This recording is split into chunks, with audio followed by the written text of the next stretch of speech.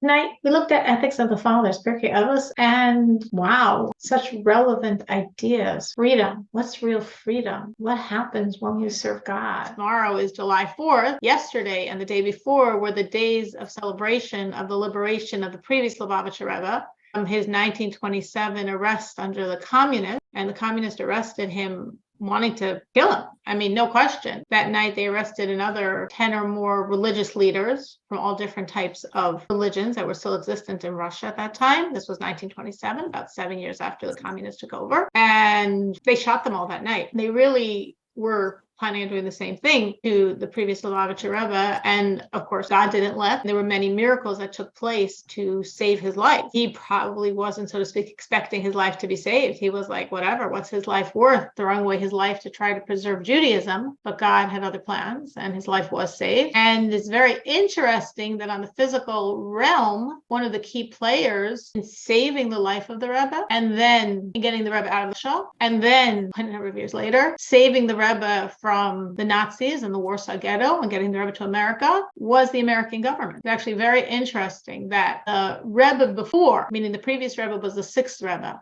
The fifth Lubavitcher Rebbe, the father of the previous Rebbe, I don't remember what year, he took 5 of his top followers, top Hasidim, and he sent each one to a different area of the world for various reasons. He sent one to Israel and he sent one to America, to Boston. And that one that he sent to Boston, his last name I believe was Rabinowitz, he said to him when he sent him to Boston, he said, one day your son will save my son. So this was a clear prophecy because many years later, in 1927, when the communists, the NKVD, comes and arrests the previous Lubavitcher Rebbe, his daughter managed to get a telegram out right away to this Rabinowitz in Boston with just 2 words, Tata arrestiert, the father is arrested. And he right away galvanized his 2 sons who were lawyers and who had connections to the American government. And they quickly dropped everything in their law practices or their work, raced down to Washington. And in Washington, they went to the Supreme Court. At that time, the top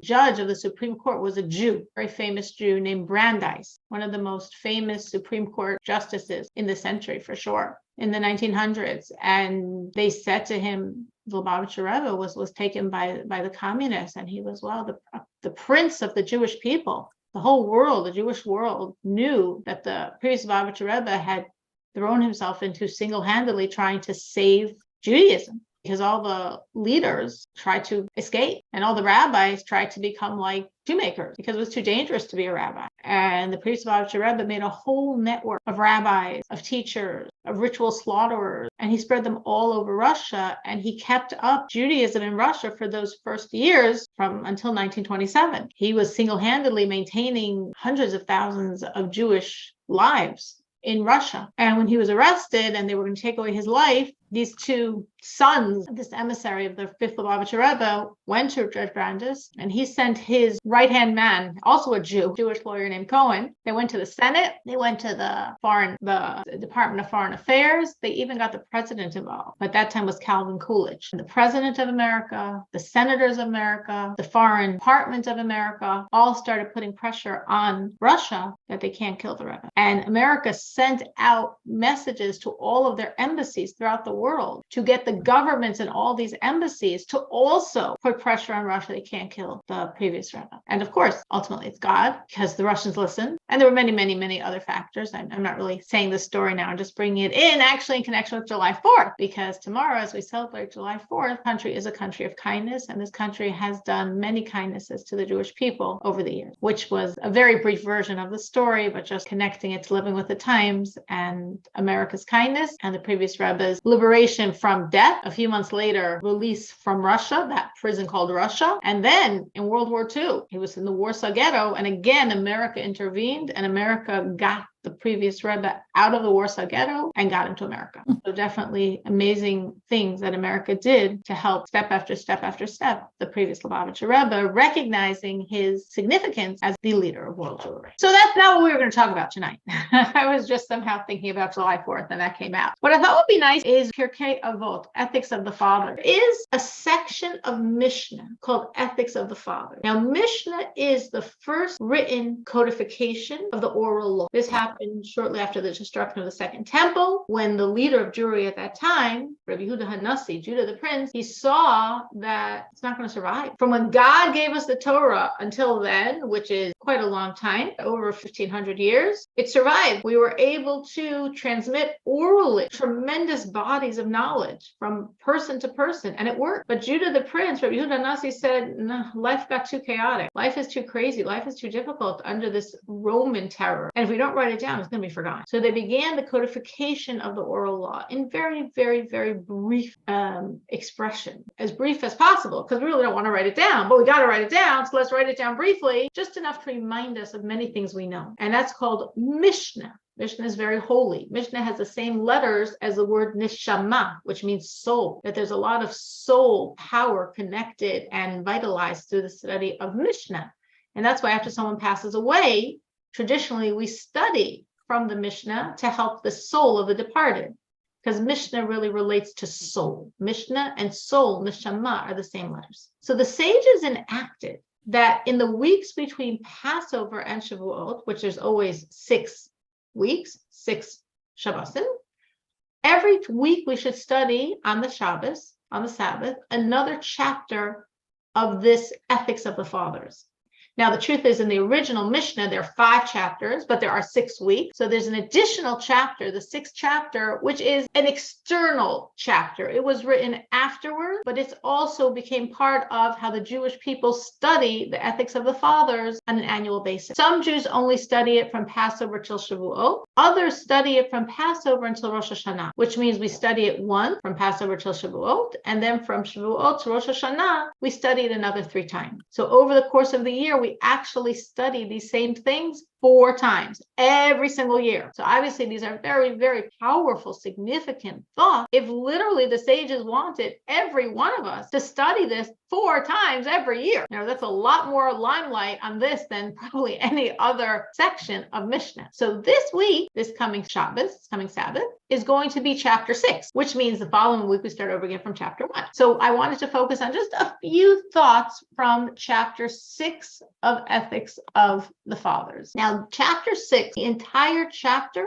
is about Torah study, meaning every single Mishnah, every single thought has to do one way or another with Torah study. Start with the second one. Rabbi Yoshua ben Levi said, each and every day a heavenly voice goes forth from Mount Horeb. Mount Horeb is another name for Mount Sinai, where the Torah was given, proclaiming and saying, woe to the people because of their affront of the Torah. For whoever does not occupy himself with the Torah is called censure, as it says, like a golden ring in the snout of a swine, a beautiful woman who lacks discretion. In Aramaic, ananafshis kasavas yahavis, which means God is saying in the word I, anoichi, I put myself in the writing. When I gave you the Torah, I gave you myself. So here is God who took his limitless self and gifted it to us and put it in Torah.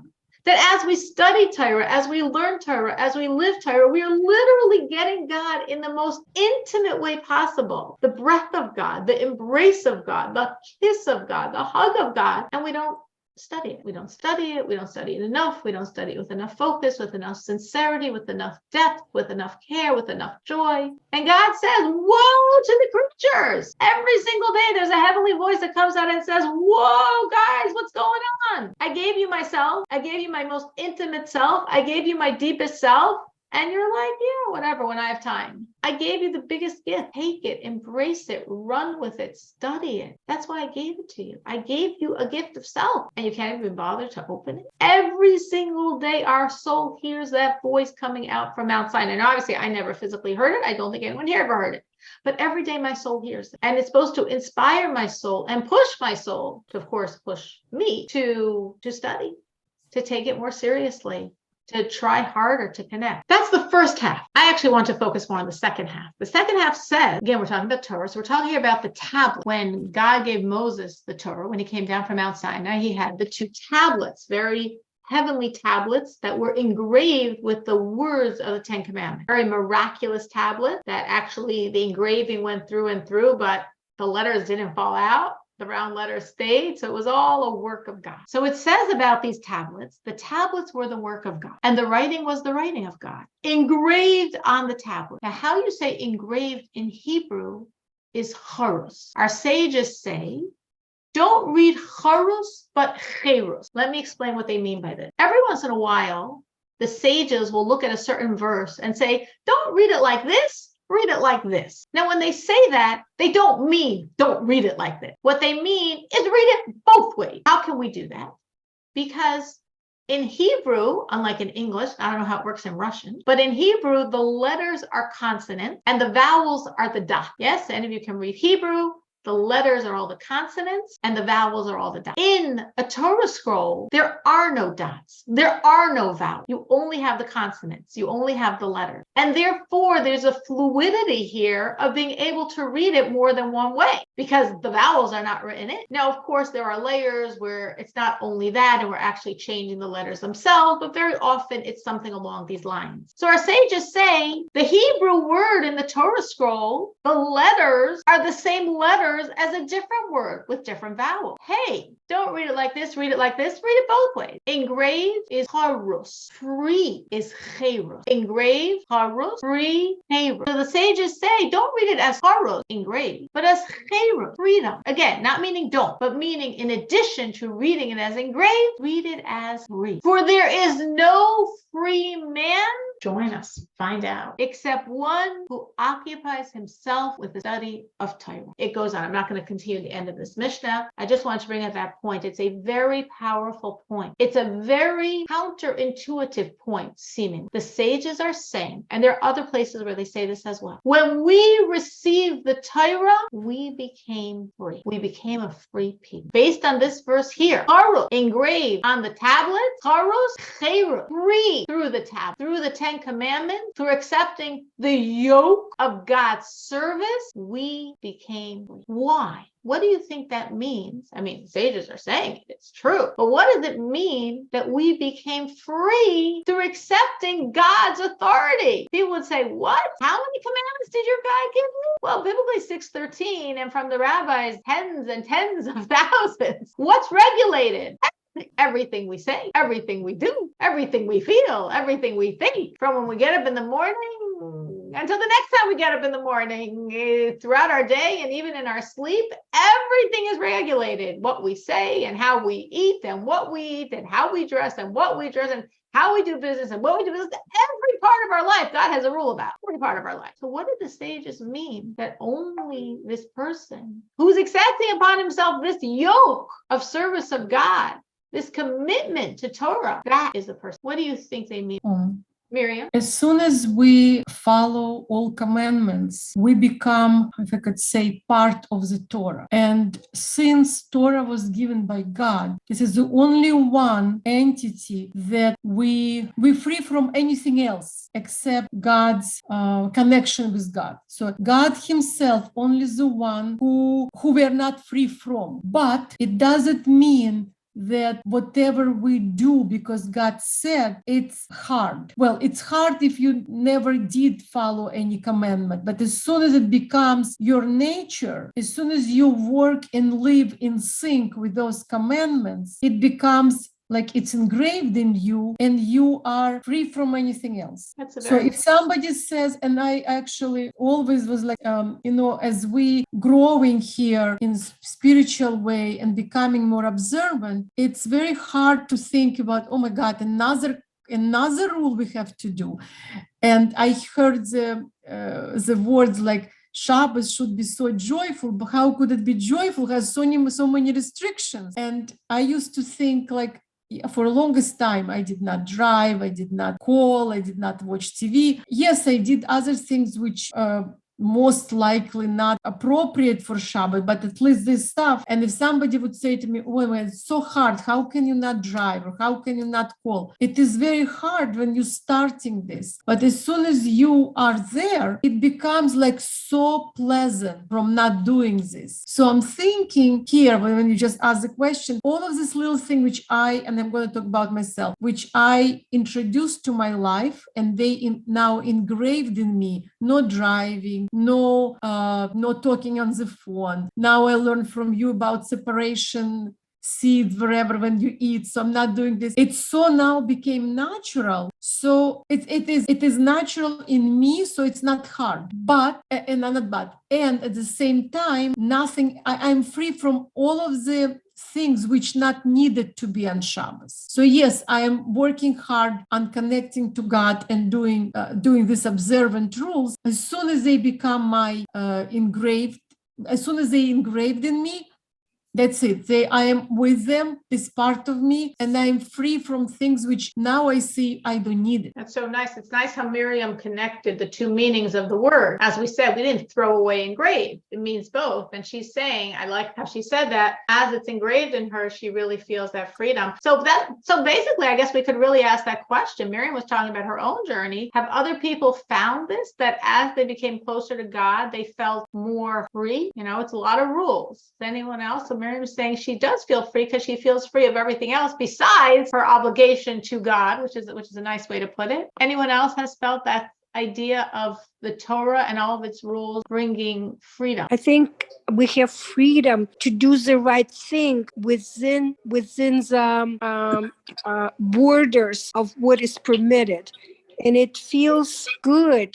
that we have rules to be good, because we're born with an innate feeling we want to be good. And Torah and mitzvot give us freedom and rules to be good. So it's the guidebook that allows you to be free. Right, to be free and do not to make mistakes, to live the right life, serving God, to be good. I mean, it does feel good to be good. I don't know. It's such a primitive way to say it, but it gives us freedom. I don't know. The freedom is not the first word that I would choose it, but it gives us rules and how to live. I hear what you're saying. You're saying you don't know if you would find the word free as the word, but it feels good. Yes.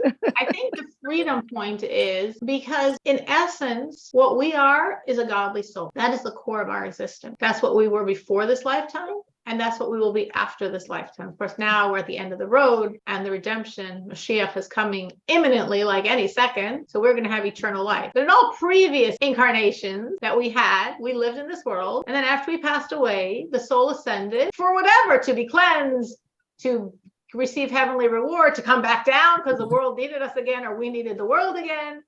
So each lifetime was another chapter, so to speak, in the book of our existence. And the only thing that's really us and not transient and eternal is our soul. And sometimes we're very in touch with our soul, and sometimes we're not as in touch with our soul. But that's our core. That's what we really are, is our soul. And our soul only desires a relationship with God. That's all we want in our core essence and being. We're not concerned about our weight, and we're not concerned about our house, and we're not concerned about our car, and we're not concerned about our finances.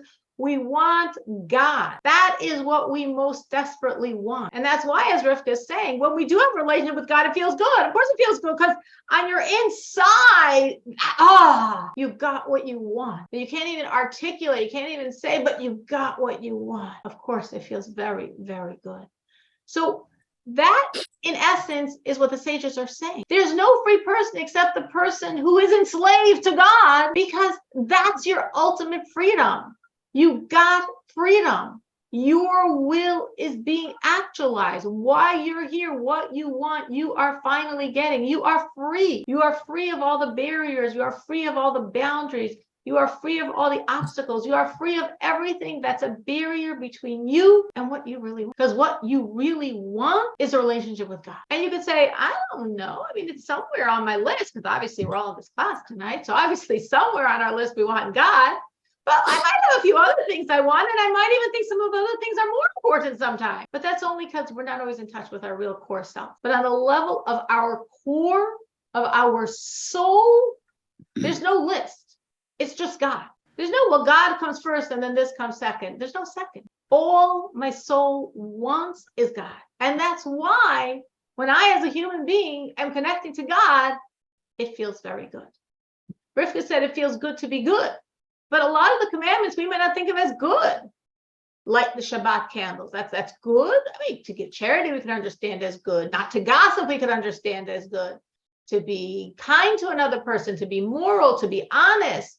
But to eat this food and not eat this food, why is that good? It's God. To say these words before I eat this food, to wait between this food and this food, like there's so many laws. Why are they good? They're God. And it feels good to be with God, because that's in essence what I want. What my soul wants is to be one with God. And it feels the best to be one with God. So when I'm serving God, I'm free. I'm free, meaning what I want, I'm finally getting. And all the obstacles that were imprisoning me and preventing me from getting what I want are removed. And that's the freedom. So sometimes we can feel it. We can actually look at ourselves and say, yeah, I do feel more free now that I have a relationship with God. And other than that, I don't want to call it freedom, but it feels good. This is why it feels good, because your soul is free.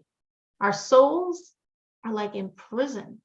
They're shackled. We're told they're like the prince in prison, enslaved and grinding the millstone. And every time you connect to God, you're released from the shackles. You're released from the prison. You're back home. You're with your Father, God, the King, every single time, for the duration of the time you're serving. And maybe sometimes you feel it, and maybe sometimes you don't. But when you feel it, or when you don't, your soul is free as long as you're serving God. Free of the prison, free of the shackles, free of the enslavement, back home in the palace with the King, our Father, God. Literally what's happening. Anyone else had any experience along this lines as they serve, feeling the sense of freedom? Anyone else? We heard from Miriam, we heard from Rivka. Anyone else? Maybe it's a small part of feeling of freedom, and maybe it's only on a level of our physicality, but I feel like we become free of doubts. Absolutely. Which I think was what Rivka was saying when she was saying about, like, we all want to be good, but how to be good. And then when we submit ourselves to God, we have the roadmap, very detailed, like this, but not like this, and now and not later, and here and not there. And yes, free of worrying.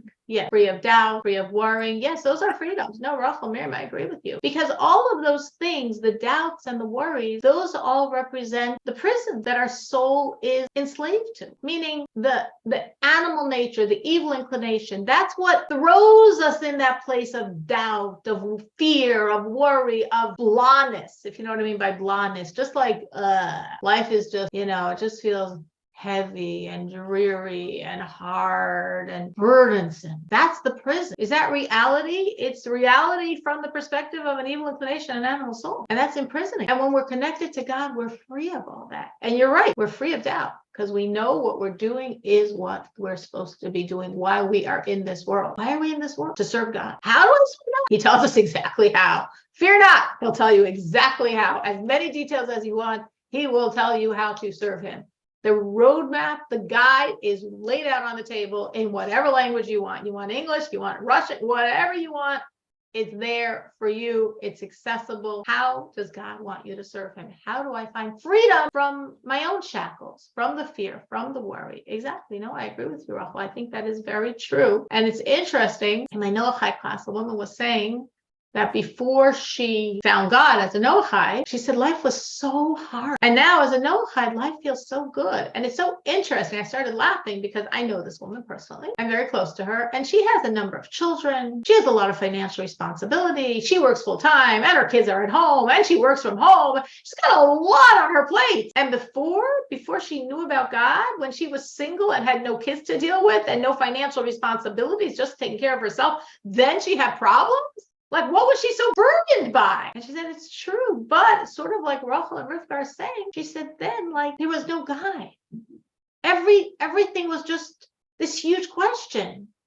And she didn't know how to make any decisions, besides maybe looking at her friends and see what bad choices they were making that she also made. It was such a confusing, hard, difficult life, even though in theory, she had a very easy life. But in her emotional reality, she had a very, very, very difficult life. And now when someone would say she's got a lot on her plate, but she feels like she has much easier, better, and definitely happier life with this sureness of knowing why she's here and what she's supposed to be doing and what choices she's supposed to be making. So yes, Rachel and Miriam, I think you're absolutely right. Freedom from worries, freedom from fears, freedom from doubt. That's definitely part of the freedom our soul is experiencing every time she's out of the prison which is every time we serve. So that was the second Mishnah. I'd like to jump now. Let's jump to the fifth Mishnah. In the fifth Mishnah of chapter 6 says, do not seek greatness for yourself. Now, honestly, a lot of us seek greatness. We want to be successful. Maybe we'd like a little honor too. That wouldn't hurt. We want to feel we're achieving. We want to feel it. Our sages say, don't go down that road. Don't seek greatness for yourself. It's a disaster road. Once that becomes your God, made it, achieved, success, honored, reputable, don't desire honor. Such an innocuous thing, honor. Oh, sages say, don't go there. It's a bad bottomless pit. People do a lot of things in this world for power, for money, for honor. Creates a lot of our problems. Let your deeds exceed your learning. Let your deeds exceed your learning. That's interesting because, of course, we said this chapter is all about learning. And it's all about how great it is Torah and how God put himself in the Torah. And as we learn, we're one with God, and still let your deeds exceed your learning. For our learning to be sustainable, we have to do even more than we learn. However much we learn, and we should learn as much as we can, and more than that, we should do even more. Because the point of the learning, why did God take himself and give himself to us? Why did God make himself so vulnerable?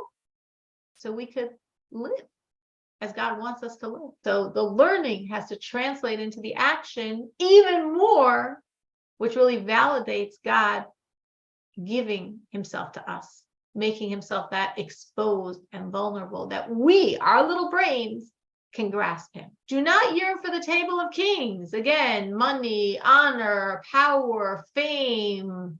You don't want to be what's trending in America. For your table is greater than theirs. What's the table of kings, right? What's going on in Buckingham Palace? What's going on in the White House? Your table is greater. Your crown is greater than theirs. Yeah, in Buckingham Palace, they've got real deal crowns. They do. And your crown is greater. We can't even fathom how great is what we're doing. We can't fathom it. I'm not saying it like I think you can or I think I can.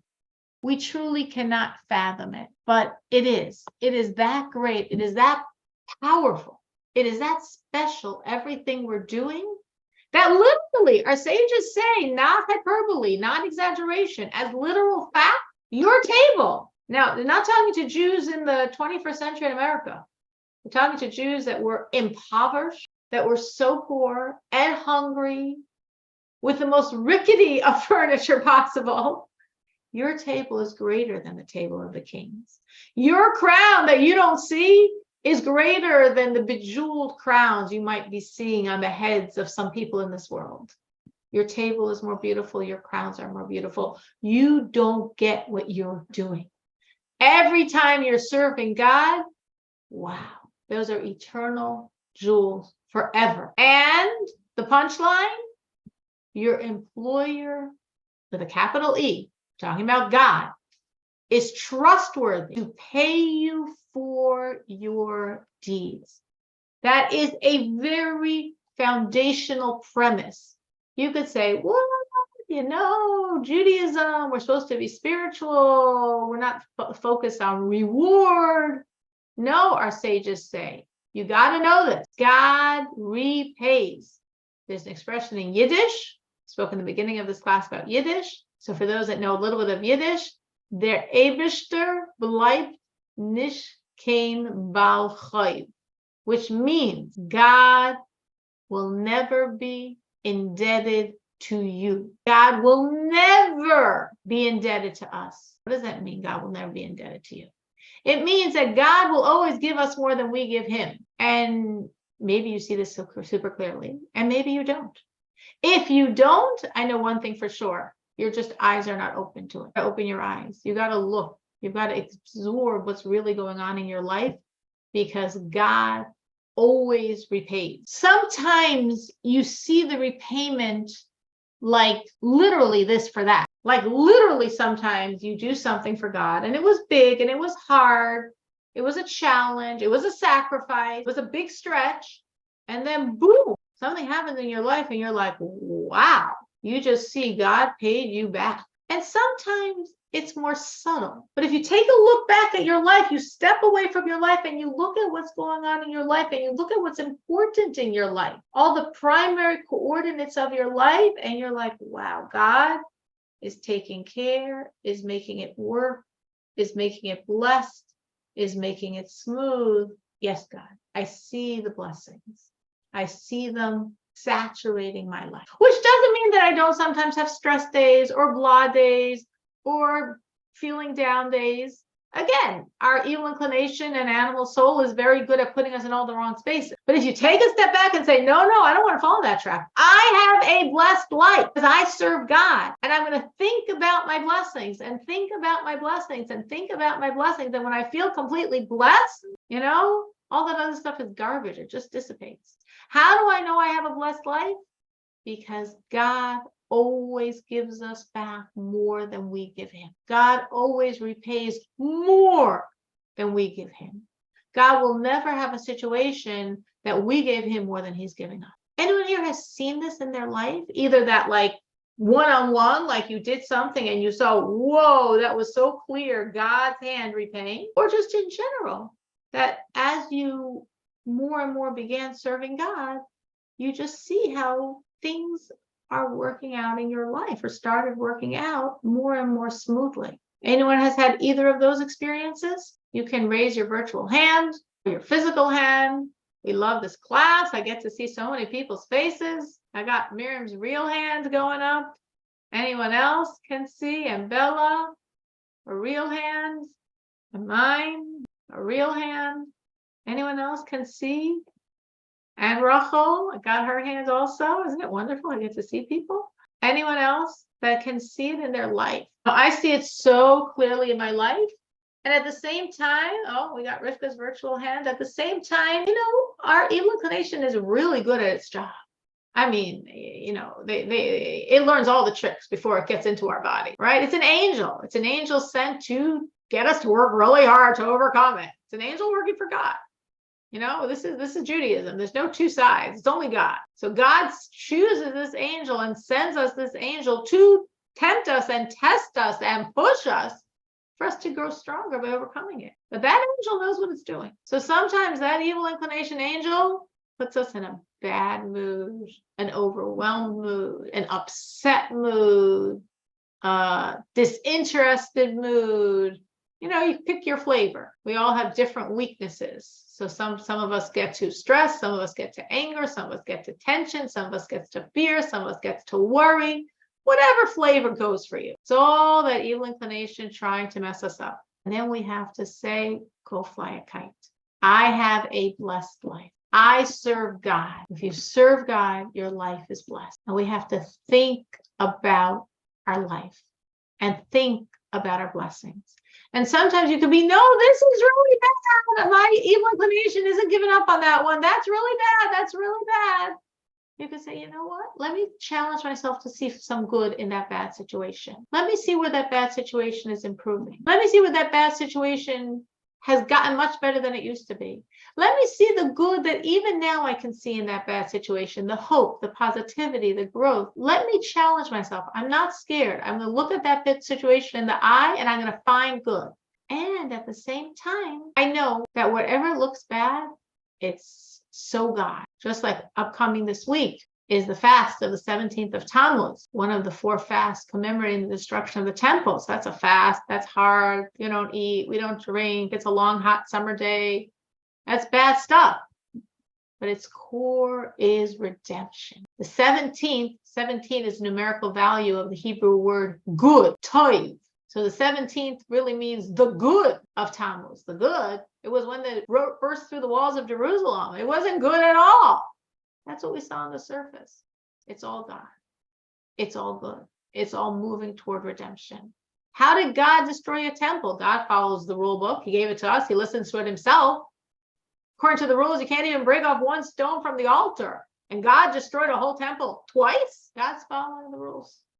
The only time you can destroy is if it's not destruction, it's construction. So the destruction of the temple, and then the destruction of the temple again, some 500 years later, was for the construction of something far better, far more massive, eternal, God permanently in this world with the third and ultimate temple. The destruction is construction. That bad day is the good of Tammuz. Embedded under that darkness is the core energy of redemption, which is why in the days of Mashiach, in the days of redemption, these 4 days that are the 4 days we celebrate commemorating the destruction will be holidays. They'll be the best days of the year. The most joyous day of the whole year by Mashiach will be the 9th of Av. That's going to be the happiest day. When all the surface junk is removed, that core godliness is what we see, and it's shining brilliantly. That's the core good, not only in the fast days, in the days commemorating the destruction of the temple, the days of construction, but also in our own lives. In our own lives, whenever we look and we see what looks like darkness, black, hard stuff, in there is embedded the strongest light of God. And we just have to be believers enough and say, and it's not just, of course, it could be incredibly difficult. So I'm going to reword that. It's not just. We have to be believers enough to look God in the eye and say, I know you're here. I know you're in this place that looks like absolute darkness. I know it's you. And I know you're all loving, you're all good, you're all kind, you're all compassionate. You love me absolutely. And you are doing this. I know it's you. I know it's love. I know it's good. And I can't wait for that goodness to unfold. I can't wait for that goodness to shine because it's all God. And therefore, in the darkest spaces, his light is actually the most intense. We have to extract it. And we extract it by our trust in it, by our belief in him, by our knowledge that it's all him and it's all good. And we can't wait for this goodness to unfold. So we have absolute confidence because God always repays. God has infinite love for us and infinite compassion for us. So we know when we're looking at our life is good, our life is blessed. And the more we serve God, the more he can let the blessings flow. And even in those areas of our life that look dark, if you know you're serving God, he's right there in those dark spaces. And that light is going to shine there as well. So that's a very powerful teaching from this statement of the sages. Now let's jump now to the 9th Mishnah. Oh, it's 9 o'clock. All right. I happened to look at my watch. You're saved. Otherwise, I could have gone on and on and on. All right. We were about to speak about some really deep, great stuff, but we will not because it is exactly 9 o'clock. So hopefully from what we discussed today, you can take something, put it in your pocket, put it in your toolbox, live with it, use it, feel the joy, feel the confidence. If you're not seeing all those blessings, find a way to give him more. He always repays. Find a way, say blessings before you eat. Stop eating certain foods that you know God does not let you eat. Wait between milk and meat. Find those ways to bring him into your life. Trust me, whatever you're doing, you can always do more. None of us are ever maxed out because God is infinite. So we can always serve him more. And hopefully you can look at your life and see his blessings. And if you don't, or if you need even more, the more you give to him, the more he gives back to you. And you should always see the truth in that.